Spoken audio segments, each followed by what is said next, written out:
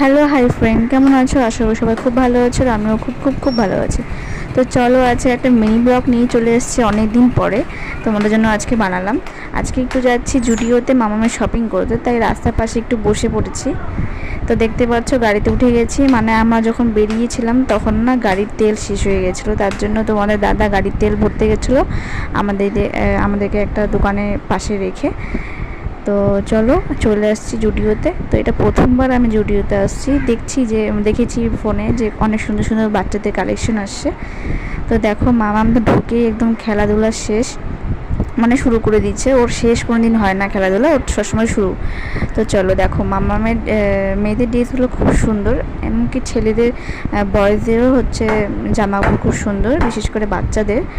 আর মেয়েদেরও খুব সুন্দর সুন্দর ছিল, কিন্তু এটাই বুঝলাম যে যেটা হচ্ছে অফারে দিচ্ছিলো, কিন্তু সেটা না। এখানে অনেক জিনিসই অফারই